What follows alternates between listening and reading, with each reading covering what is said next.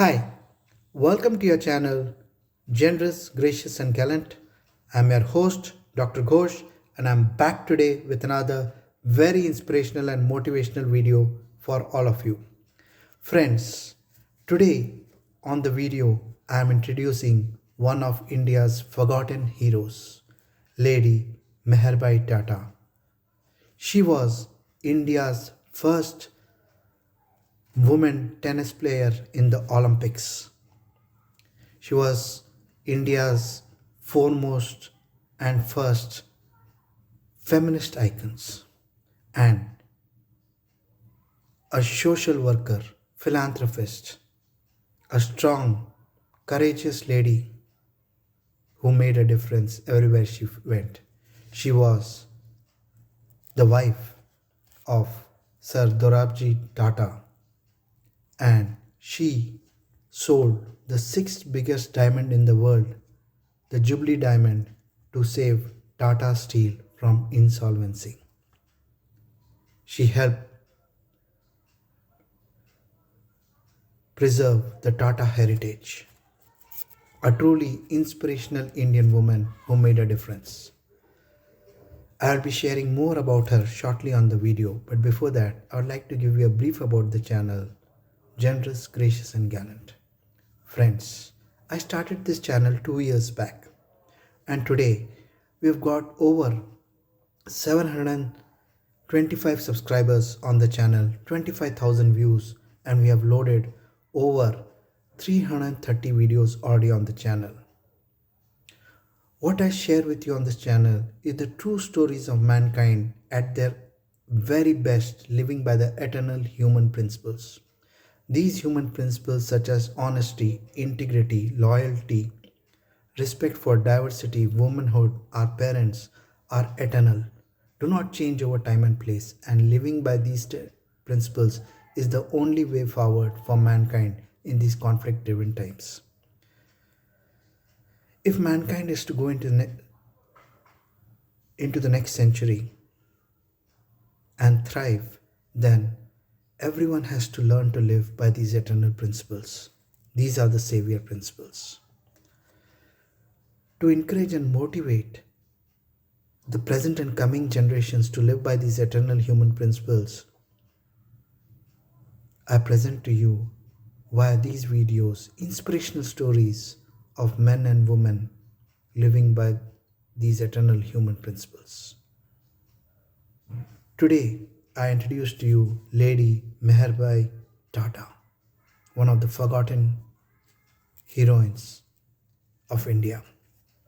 She was born on October 10th, 1879, to H.J. Bhabha, a professor and eminent educationist in Bangalore who later moved to Mysore, became the Inspector General of Education at the Mysore state, and she got married to Sir Dorabji Tata on February 14, 1898.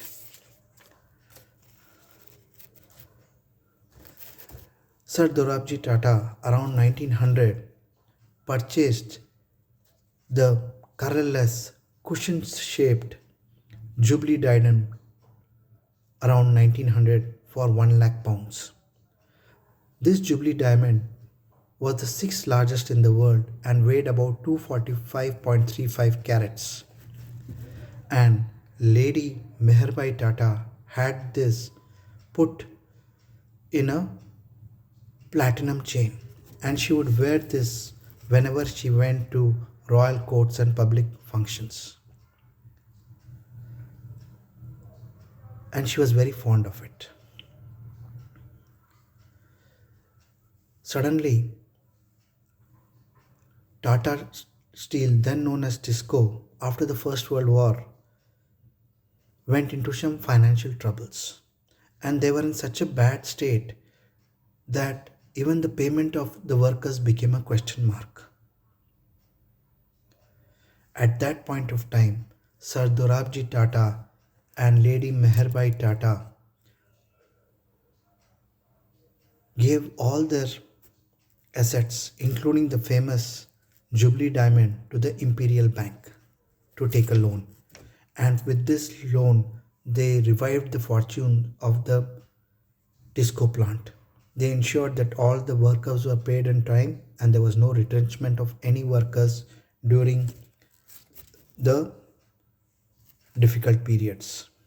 Later, when Tata Steel started doing well and they reclaimed the diamond, but later this was sold off by Lady Meherbai Tata to start the Sir Dorabji Tata Trust, one of the oldest philanthropic organizations in India, which was responsible for founding such famous institutes as the Tata Memorial Cancer Research Institute, Atomic Research Institute, and has funded multiple requirements of the citizens of India.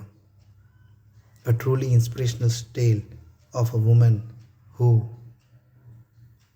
valued the Tata legacy and Tata heritage more than her personal wealth. She was a very active social activist. She had a role in the abolition of child marriage. She was instrumental in getting women's suffrage in India. She was instrumental in the removal of parda. She supported education of the girl child. She became one of the first feminist icons of India. She led by her actions and protested against untouchability.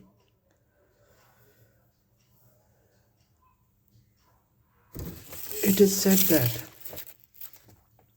when the British government was looking into abolition of child marriages, Lady Meherbai Tata was one of the few people they consulted on the Sharda Act or the Child Marriage Restraint Act, which was passed in 1929. Lady Meherbai Tata campaigned for this in India and abroad extensively. She was responsible for passing of this act. She was a member of the National Women's Council and All India Women's Conference. November 29, 1929, she made a case for Hindu marriage bill in Michigan and also met President Calvin of USA to take his support towards multiple social issues. She campaigned for equal political status for women in All India Women's Conference in 1930. She held a public meeting and under the presidency of Lady Tata, a conference was held at Wilson College in Bombay Presidency for the right for women to vote, which resulted in the right of suffrage or the right to vote for women in India. The Legislative Council of Bombay passed a resolution allowing women to vote in 1921. She played an important role in organizing the Indian Women's Conference in multiple meetings across the world, especially in the meeting which was held in Wembley in 1924. She was the president of the Federation of Indian Women's League in India. She was one of the founders of the Bombay Presidency Women's Council. Under her leadership, the Women's Council of India was inducted into the International Councils of Women. And